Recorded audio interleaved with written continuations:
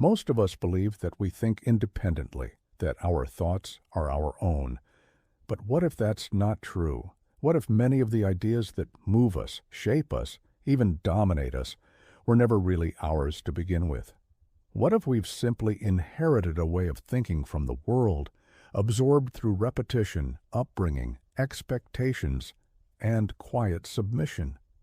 And what if the deepest parts of who we are, our instincts, our clarity, our real strength, have been buried under years of conditioning?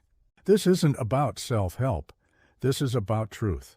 And for men, especially men who've walked through life's trials, carried burdens, made sacrifices, this truth matters more than ever.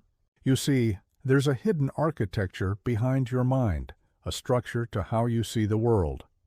Jung believed that every individual has a dominant psychological function, a primary lens through which they interpret life. This isn't a label or a personality test gimmick.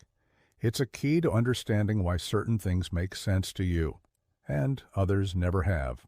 He broke these functions into 4 essential categories: thinking, feeling, sensing, and intuition. Each of us leads with one mode of processing reality that feels natural, automatic, right? And yet many men have been trained to suppress this very function in favor of something more acceptable, more useful, more manly. Have you ever been told to stop overthinking when you were simply seeking clarity? Were you ever labeled too emotional when what you felt was deep and real? Did they call you a dreamer because your mind lived in possibilities instead of the mundane? Or perhaps you were mocked for being too grounded when really you were just focused on what was real and present. From a young age, many men are quietly taught to abandon who they truly are. You're not told outright to forget yourself.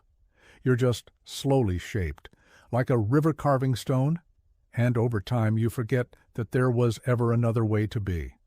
You start calling it fate, but Jung warns, until you make the unconscious conscious, it will direct your life and you will call it fate. In truth, most men have never met themselves. They've met the version the world demanded, the version that kept the peace, earned the paycheck, fit the mold, avoided shame.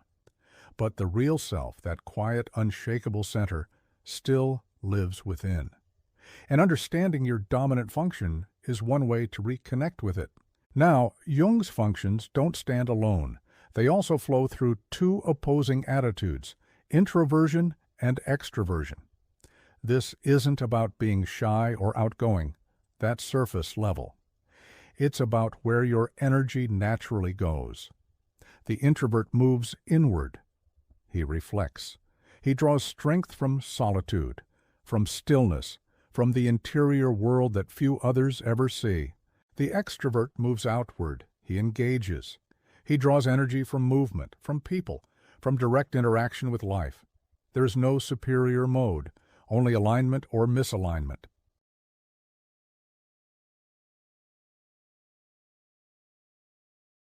If your strength is thinking, you seek truth through logic. You need things to make sense. If that's turned outward, you're a strategist, a commander. You build systems that others rely on. If turned inward, you're an analyzer, quiet, precise, cutting through noise like a blade through fog. If your strength is feeling, you navigate life through values and emotional intelligence. Outward feelers maintain harmony, make others feel seen, connect hearts. Inward feelers are guided by an inner moral compass. They don't speak often, but when they do, it matters. If your strength is sensation, you're grounded. You see what's right in front of you. You move through the world with practicality, realism, and steady hands. If you're extroverted, you live in the present, what's real, what's useful. If introverted, you connect today to the weight of memory, experience, and legacy. If your strength is intuition, you see what others miss. Possibilities, patterns, the hidden thread tying it all together. Extroverted intuitives are visionary, future-driven. Ideas flow like a river. Introverted intuitives are oracles. They may not speak often, but when they do, it cuts deep and true. But here's the part most men never hear. Your dominant function is only half the equation.